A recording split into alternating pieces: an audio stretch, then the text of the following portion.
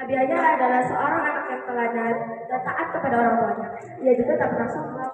Ia juga tak pernah durhaka kepada orang tua yang melahirkan.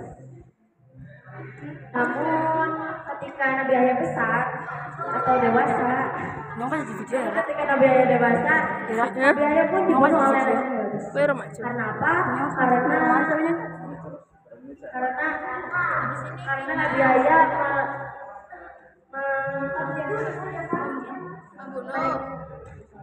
memperingati. Dengan hal itu Raja Herodes pun sangat marah dan ingin membunuh. Tak hanya itu, Raja Herodes juga ingin membunuh Nabi Zakaria. Tapi atas izin Allah Subhanahu Wa Taala, Nabi Zakaria pun bersembunyi di belakang dan Pira menit sih? kan ada bayangan melihat. Assalamualaikum warahmatullahi wabarakatuh. Waalaikumsalam. Alhamdulillahirabbil alamin wa bihi nasta'inu ala umuri dunya wa din. Wassalatu wassalamu ala asrofil anbiya'i wal mursalin wa ala alihi wa sahbihi ajmain. Amma ba'du. Puji syukur kita ucapkan kehadiran Allah Subhanahu wa taala karena kita semua masih diberikan kesempatan untuk bertemu dan berkumpul dalam acara ini. Alhamdulillah kita mengucapkan karena kita semua masih diberikan nikmat badan yang sehat sehingga kita bisa bersilaturahmi. Tak lupa selawat dan salam kita sanjungkan kepada junjungan kita Nabi Agung Nabi Muhammad Shallallahu Alaihi Wasallam. Teman-teman dan hadirin yang dirahmati Allah, pada kesempatan kali ini saya ingin menyampaikan dengan singkat mengenai seseorang yang paling kita sayangi kehadirannya di dalam hidup kita, yakni seorang ibu. Di dalam ajaran agama Islam, kita sebagai seorang muslim diwajibkan untuk menghormati dan bahkan menempatkannya di dalam prioritas utama kita. Bahkan Rasul menyebutkan ibu sebanyak 3 kali baru seorang itu bapak untuk menghormati dan menyayanginya. Lalu di dalam surat Isra Allah menyebutkan, dan Tuhanmu telah memberi perintah agar kamu jangan menyindir dia dan hendaklah dirimu berbuat baik kepada ibu dan bapakmu. Di dalam ayat tersebut jelas dijelaskan bahwa kita sebagai seorang anak wajib menghormati kedua orang tua kita, terutama ibu. Kita juga tidak diperbolehkan berkata apalagi sampai bentak dan berkata kasar kepada ibu. Karena itulah kita bisa keluar di dunia. Dan Allah telah memberikan amanah melalui ibu dan bapak kita. Ibu telah berperan dan berjasa besar di dalam hidup kita. Bahkan saat kita masih berada di dalam kandungan, ibu telah mengandung kita selama 9 bulan lamanya dan masih harus bersusah payah untuk melahirkan kita dengan rasa sakit yang sangat luar biasa. Saat kita lahir, ibu yang masih merasa kesakitan tanpa pamrih memberikan seluruh kasih sayang dan juga perhatiannya kepada kita, yakni anaknya tersayang. Oleh sebab itu, muncul pepatah yang mengatakan kasih ibu sepanjang masa. Tentunya pepatah itu dengan adanya bukan? Nah, dari perjuangan ibu saat kita masih dalam kandungan hingga kita lahir di dunia, ibu yang telah ikhlas memberikan seluruh kasih sayang kepada kita tanpa mengharapkan kita bisa mengembalikan apapun untuknya, seperti sekolah keluarga. Kasih ibu kepada beta tak terhingga sepanjang masa, hanya memberi harapan pada sang surga. Selain tidak mengharapkan apapun, surga yang kita harap juga terdapat di bawah naungan ibu. Tentunya hal itu tidak bisa kita temui secara harian. Namun itu artinya ibu mempunyai jasa yang besar bagi hidup kita, sehingga surga pun terdapat di bawah telapak ibu. Dan itu Allah tergantung ridhonya kedua orang tua, serta muka Allah tergantung mukanya kedua orang tua. Oleh karena itu, kita sebagai seorang anak wajib berbakti dan berbuat baik kepada ibu sampai akhir hayat. Jangan sampai kita menjadi anak yang durhaka karena tidak mau menaati perintahnya dan tidak mau membantu. Karena dengan kita berbakti kepada ibu, maka Allah akan memberikan seluruh limpah nikmat dan karunia kepada kita. Demikian terwasikan yang biasa saya sampaikan. Kemudian saya akan menceritakan tentang yang berbeda Nabi Muhammad SAW. Suatu hari, ketika Nabi Muhammad sedang bermain bersama beberapa orang anak, tiba-tiba beliau didatangi oleh malaikat Jibril. Kemudian malaikat Jibril melakukan tubuh Nabi Muhammad dan membaringkan tubuhnya. Malaikat Jibril pun memberi dari Rasulullah dan mengambil hatinya. Kemudian malaikat Jibril mengambil sebutan darah dari dalam hati Rasulullah dan kemudian berkata, ini adalah pemasukan bagi dirimu. Kemudian malaikat Jibril mencuci hati Rasulullah dengan menggunakan air Zam-Zam yang terdapat di dalam sebuah bejana berwarna emas. Kemudian malaikat Jibril mengembalikan itu ke tempatnya semula. Pada saat itu anak-anak yang sedang bermain bersama Rasulullah mereka pulang Mereka dengan berseru, Muhammad dibunuh, Muhammad dibunuh. Setelah itu, mereka pun mendatangi Muhammad yang pada saat itu dalam keadaan hidup dan wajah yang pucat asli. Kejadian tersebut terjadi saat beliau berumur 4 tahun. Kemudian pada saat itu muncullah di dalam diri Halimah sesuatu yang Kalau Kesha belum. dapat uang kembali. Mereka memutuskan untuk mengembalikannya ke ibu mereka di Mekah. Tujuan dari pembalasan dari Nabi Muhammad adalah untuk mensucikan hatinya. Karena menurut sejarah, Nabi Muhammad disukai banyak orang. Maka saat Nabi Muhammad malaikat Jibril membalapkan Rasulullah tepat di objek yang menjadi setan dan mengeluarkan kabulnya untuk dibersihkan. Sehingga suci dan bersih. Begitulah kehidupan Rasulullah. Pada saat pembalasan dari Nabi Muhammad kedua terjadi saat beliau berumur 10 tahun dengan tujuan untuk membersihkan manusia sebagai manusia yang sempurna menyusuri keadaan seluruh dunia. Begitulah kehidupan Rasulullah menurut Aminah. Aminah pernah berkata, Ini berapa, Pak? kita tidak akan berhasil menembusnya karena beliau telah dilindungi oleh Allah dari kehidupan jahiliyah di sekitarnya sehingga beliau mendapatkan gelar Al-Amin dari penduduk kota Mekah. Nabi Muhammad SAW pergi ke Gua Hira untuk beribadah dan berpikir sehingga mendapatkan kesukaan di dalamnya dan menambah semangat keimanannya. Sekian dakwah dan cerita singkat yang bisa saya sampaikan. Assalamualaikum warahmatullahi wabarakatuh.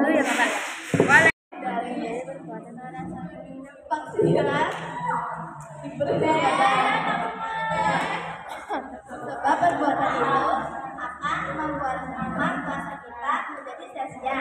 Artinya kita hanya merasakan haus. Ayat 7 yang artinya hari kiamat sudah pasti datang dan tidak ada keraguannya.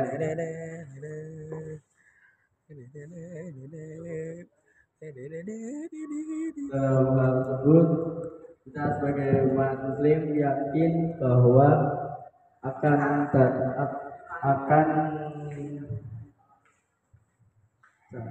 saya akan datangnya hari kiamat.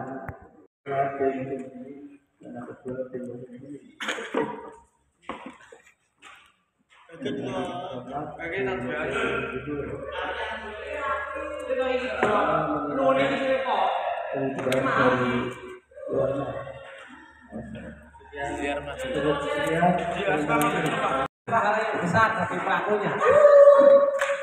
Adalah titipan.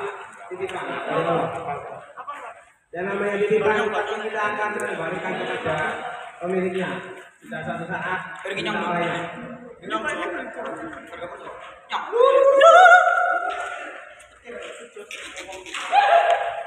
Ayo Dul. Ada ketika sebenarnya kita memberikan harta kita kepada orang lain, tapi itu adalah bentuk dari pengembalian harta kita kepada Allah dengan cara yang benar.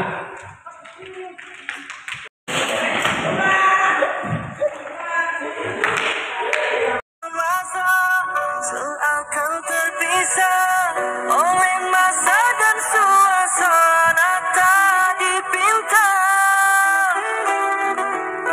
Namun percaya tidak sedikit pun kasihku kepadamu surut dan berubah.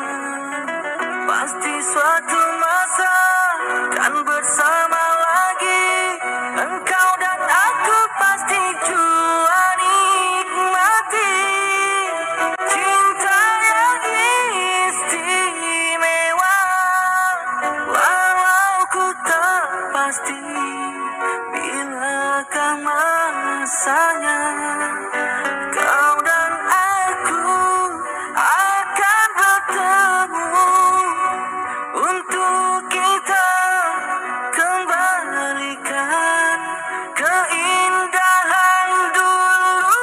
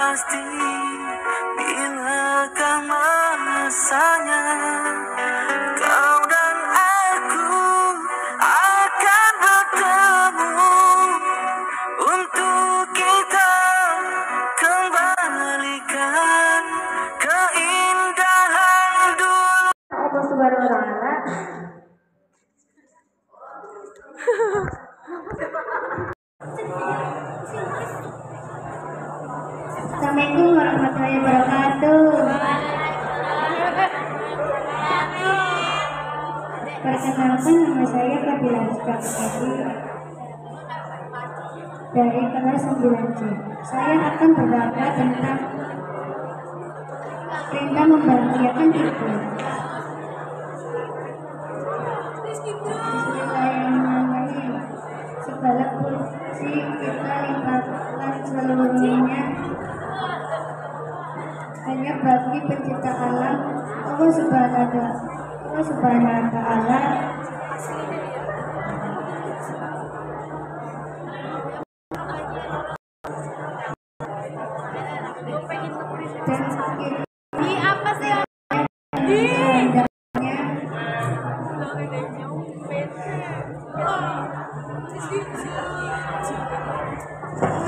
Ayo teruskan.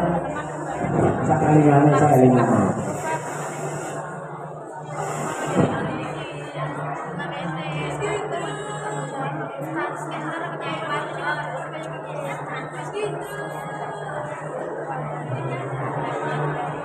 Nabi Muhammad SAW pernah bertemu dengan seseorang yang bertanya. Lainnya bisa mempersiapkan diri. Ya, sudah siap. Itu siap ya, karena ini ya. Aku akan berbayat kepadamu, dan aku ditinggalkan oleh kedua orang tuaku dalam keadaan menangis. Mendengar hal tersebut, Nabi Muhammad SAW bersabda,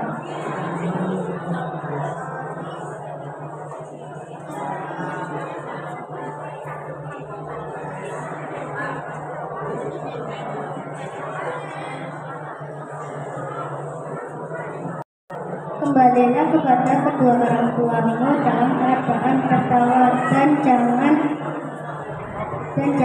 menangis, dan jangan kedua orang tuamu dalam keadaan menangis.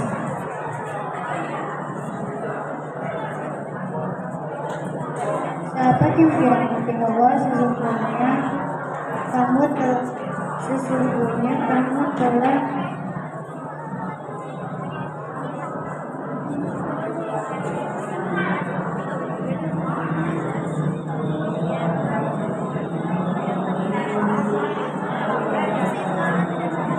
Saya akan melanjutkan cerita Islami tentang bayi yang dinolong malaikat. Pada zaman dahulu, Bani Israel telah dilanda kelaparan selama bertahun-tahun selamanya namanya. Ada seorang ibu yang mempunyai sepotong roti akan di hari itu.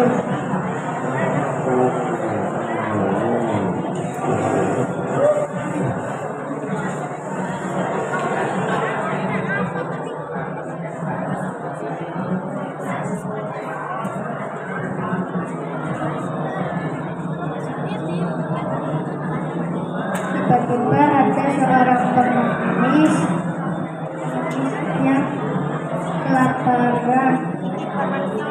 Kasihan orang yang sudah tua itu, dia lebih membutuhkan daripada aku, pikir si ibu. Keesokan hari si ibu pergi ke hutan untuk mencari kayu bakar. Dia membawa bayinya ke hutan dan bayinya ditaruh di atas batu. Tiba-tiba ada seekor anjing hutan yang menyambar bayi itu.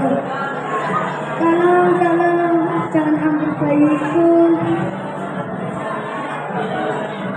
kata si ibu dengan mengejar anjing hutan.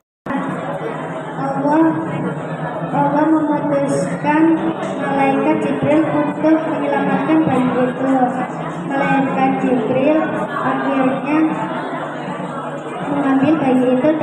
tersebut si anjing hutan tersebut. Malaikat Jibril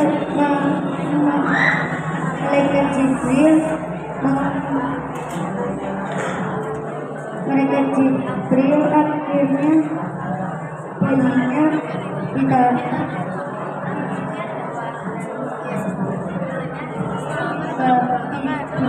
ke ibunya. Si ibu takjub dan menggunakan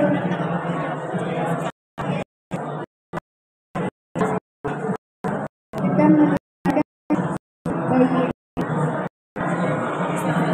Kritik dari cerita tersebut adalah apabila seorang yang sakit dengan bersedekah.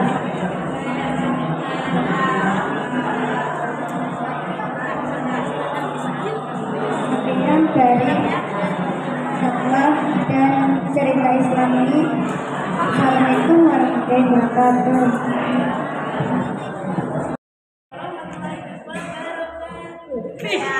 Teman-temanku sekalian. Marilah kita panjatkan puji syukur kita terhadap Allah Subhanahu wa Ta'ala. Karenanya kita dapat berkumpul di sini dalam keadaan sehat walafiat. Amin. Izinkan saya menyampaikan beberapa kata-kata dalam hari ini. Apakah teman-teman pernah merasa muda karena berada di bawah orang-orang yang pernah berpengalaman? Udah ya Pak. Teman-teman memiliki idola yang sukses sehingga berhasil melakukan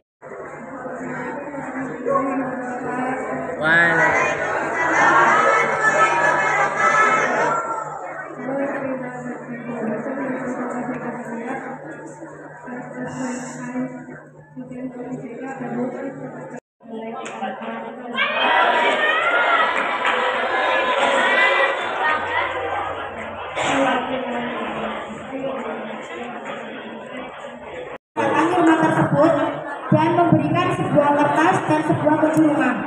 Ini adalah rumahmu dan ini adalah hadiahku untukmu.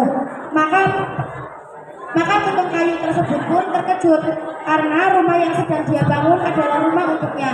Jikalau ataupun andai kata dia tahu bahwasanya rumah itu adalah miliknya, maka dia akan membangun lebih baik atau lebih besar dari apa yang dia bangun pada rumah-rumah yang pernah dia rancang. Dari kutipan cerita tersebut bahwasanya manusia apabila ingin mempunyai rumah yang indah di suatu saat nanti ataupun di surga kelak, maka dia harus menaati perintahnya dan menjauhi segala larangannya. Billahi taufiq wal hidayah. Wassalamualaikum warahmatullahi wabarakatuh. Tepuk tangan luar biasa Ira. Ya. Ini yang mau maju langsung masuk ke YouTube. Ya. Bukunya masih ada pakai Inggris bunyi. Sudah selesai, ayo. Siapa lagi yang mau maju? Ira, packnya bawa sini packnya. Oh sudah, oh ya. Ayo, yang siap.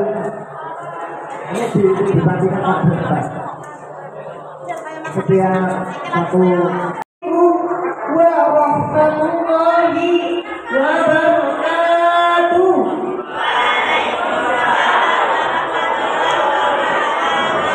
Alhamdulillahirrahmanirrahim. Wa bihi nasta'in ala dunya wa din. Wassalatu wassalamu ala asrafil anbiya'i wal mursalin wa ala alihi wa sahbihi ajma'in. Pertama-tama dan yang paling utama, marilah kita panjatkan puja dan puji syukur kita atas kehadiran Allah Subhanahu wa Ta'ala.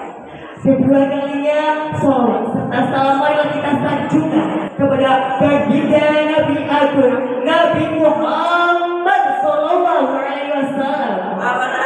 Bikaulina Allahumma sholli ala Sayyidina Muhammad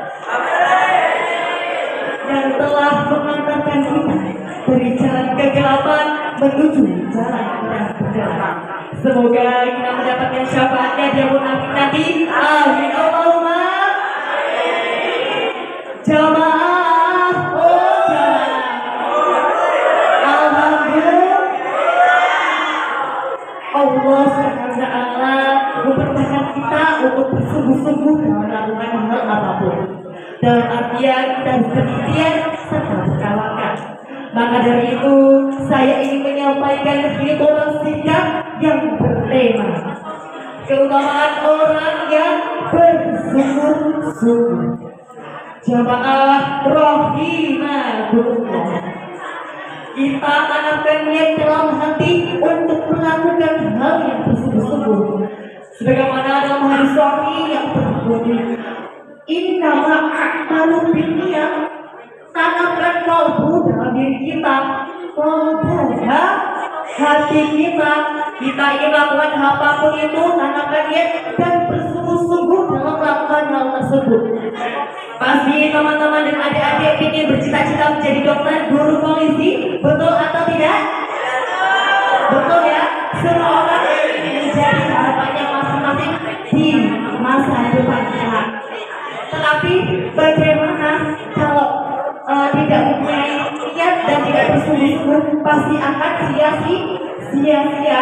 Maka dari itu saya juga mengajak para adik-adik termasuk perjuangan saya untuk bersungguh-sungguh dalam melakukan hal apapun. Apalagi kita dalam bulan Ramadan yang dimana satu kebaikan akan dilipat gandakan menjadi 1000 kebaikan. Masya Allah, bukan? Jamaah, oh jamaah. Alhamdulillah. Siapa yang di sini ingin menjadi dokter? Banyak ya. Siapa yang ingin jadi polisi, guru, tentara?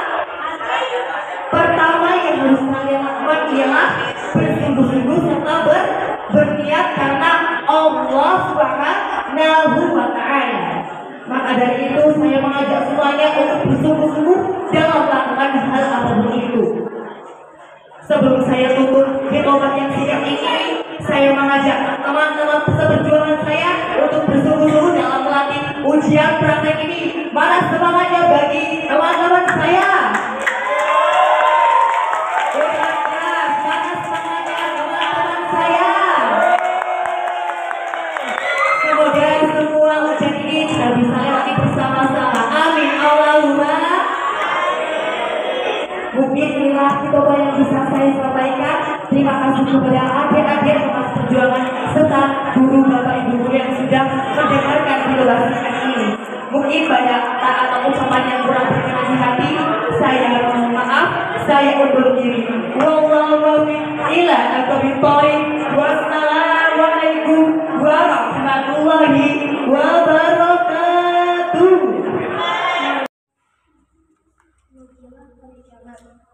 Pur. Is. Dul.